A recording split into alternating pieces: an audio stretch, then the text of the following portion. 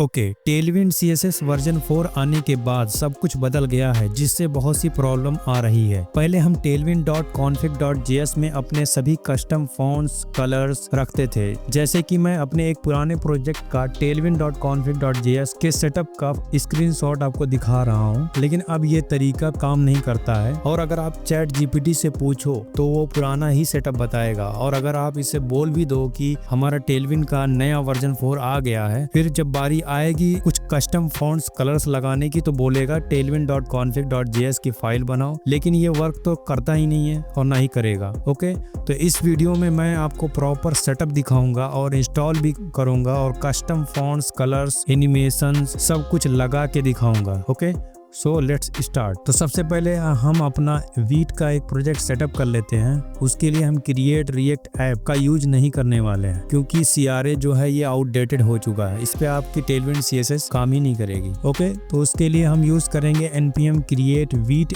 latest और जावा script choose कर लेंगे। इससे हमारा लेटेस्ट वीट का प्रोजेक्ट सेटअप हो जाएगा।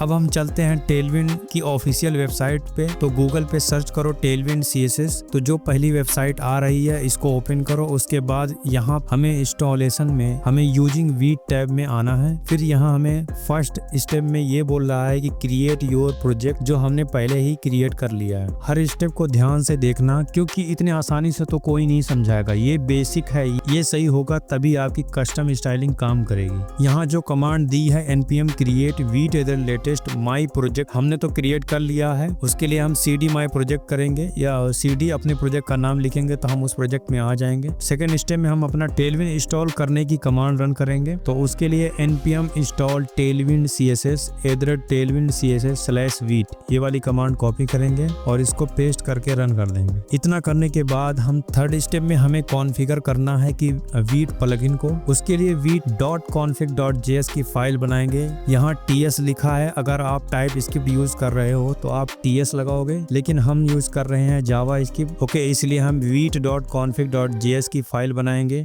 ना कि tailwind.config.js की। इसके बाद इस फाइल में हमें ये कुछ जरूरी इंपोर्ट्स करने हैं। क्या क्या, ये देखो। Import Tailwind CSS from @tailwind CSS/वीट, और प्लगइन में हमें टेलविंड CSS को कॉल करना है। ओके, अब फोर्थ स्टेप में हमें इंपोर्ट करना है टेलविंड CSS को अपने ग्लोबल CSS में। index.css जो है आपकी, उसमें @import tailwind CSS, बस इतना ही। यहाँ पे जो पहले से बॉयलर प्लेट कोड है सबको हटा लो अपने app.css से और index.css से भी, और अपने app.js को भी क्लियर कर लो। और यहाँ एक h1 रिटर्न कर दो, हेलो वेबएक्स या कुछ भी आप टेक्स्ट लिख सकते हो। उसके बाद फिफ्थ स्टेप में हम अपने इस प्रोजेक्ट को रन करेंगे। उसके लिए कमांड रन करेंगे npm run dev। तो हमारा प्रोजेक्ट रन हो रहा है। ठीक है, इस पे टेलविंड की कुछ क्लासेस लगाते हैं, जैसे कि text 4xl, bg violet 500 and text wide. तो सब कुछ वर्क कर रहा है, हम ब्राउजर में चेक कर लेते हैं। लेकिन अब प्रॉब्लम यहाँ आती है कि हमें अपना कस्टम फॉन्ट्स और कलर कैसे लगाएं। उसके लिए हम चलते हैं टेलविंड की वेबसाइट पे। यहाँ साइड बार में देखो, कोर कॉन्सेप्ट के अंदर ऐड कस्टम स्टाइल्स ऑप्शन पे क्लिक करेंगे। हमें यहाँ ये कह रहा है कि अगर आपको कलर प्लेट्स, स्पेसिंग, स्केल और टाइपोग्राफी स्केल या ब्रेक पॉइंट चेंज करना है तो आपको थीम लगा के कर सकते हो अपने CSS फाइल में, ना कि वीट.config.js फाइल में। ओके, और यहाँ पे ये नहीं बताया कि tailwind.config.js में हमें ये सब करना है, तो ध्यान रखना इसमें हमें नहीं करना है। लेकिन हमें यहाँ पे देखो कुछ एनिमेशन लगाने के लिए कुछ बताया नहीं गया है। यहाँ पे अगर हमें कस्टम एनिमेशन लगाना है तो वो बताया नहीं गया है। तो चलो पहले हम इतना करते हैं, फिर अपने कस्टम एनिमेशन को देखते हैं। पहले इसे कॉपी करेंगे और अपने index.css में पेस्ट कर देंगे। ओके, तो सबसे पहले हम अपना कस्टम फॉन्ट्स लगाते हैं। सपोज दैट मुझे पॉपिंस लगाना है, तो फॉन्ट प्राइमरी में। ओके, सबसे पहले हम अपना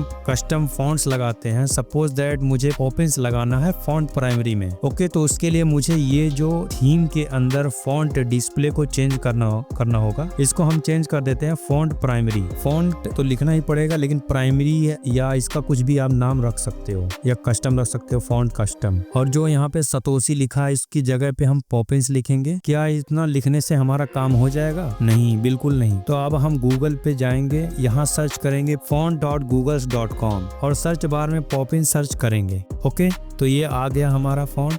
इसके गेट फॉन्ट वाले बटन पे क्लिक करेंगे और गेट एम्बेडेड कोड जो आ रहा है, यहाँ पे हमने अपने फॉन्ट फैमिली में पॉपिंस सेरिफ तो ऑलरेडी सेट कर लिया है।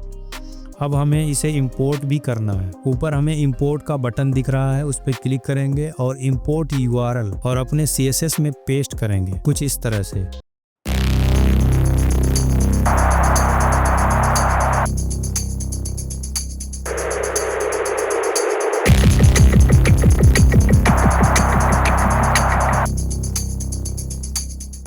अब हमने जो H1 रिटर्न किया था अपने app.jsx में, इसमें अप्लाई करते हैं। ये क्लास नेम में आएंगे, फॉन्ट प्राइमरी देंगे। अब इसको हम ब्राउजर में टेस्ट करते हैं तो हमारा पॉपिंस तो लग गया है, लेकिन इसको इंस्पेक्ट करके हम कंफर्म करते हैं। तो अब इस पे अगर हम होवर करेंगे तो ये देखो हमें स्टाइल्स के अंदर पॉपिंस लिखा हुआ आ रहा है, यानी कि हमारा कस्टम फॉन्ट्स अप्लाई हो चुका है। ओके, अब हम कस्टम कलर या ग्रेडियंट कैसे लगाते हैं इसको देखते हैं। तो उसके लिए हम गूगल पे आएंगे और कोई कस्टम ग्रेडियंट का कोड कॉपी करेंगे या कलर का।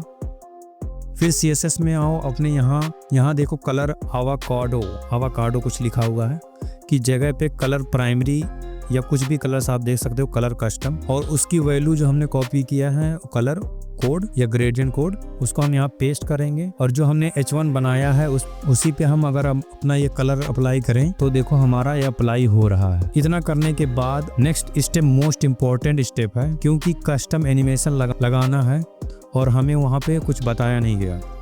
इसके लिए हमें सबसे पहले कस्टम एनिमेशन और की फ्रेम्स डिफाइन करना होगा। उसके लिए हमें थीम में हमें सपोज दैट मुझे ये थीम बनानी है, animation wiggle 1 second each in out infinite. और हमारा की फ्रेम जो रहेगा विगल 0% से लेके 100% और ट्रांसफॉर्म रोटेट हो जाएगा -3 डिग्री। ओके, और 50% पे ट्रांसफॉर्म होगा, रोटेट होगा 3 डिग्री प्लस में। ओके, अब इसको टेस्ट करते हैं H1 पे। तो इसके लिए क्लास नेम में ये क्लास देंगे एनिमेट विगल। तो देखते हैं वर्क कर रहा है कि नहीं। तो ये देखो ये हमारा टेक्स्ट विगल कर रहा है। तो दोस्तों इस तरह से आप अपने सारे custom fonts, colours, animation, break points जो भी चाहो आप लगा सकते हो। आई होप आपको ये वीडियो पसंद आई होगी, और अगर आपकी कोई प्रॉब्लम सॉल्व हुई है इस वीडियो से तो आप वीडियो को लाइक करो और कमेंट्स में बताओ कि आपको कहाँ पे प्रॉब्लम हो रही है। और आपको हेल्प चाहिए तो आप मुझे मेल कर सकते हो support@webexlearner.com। मैं मिलता हूँ किसी और वीडियो में, तब तक के लिए हैप्पी कोडिंग।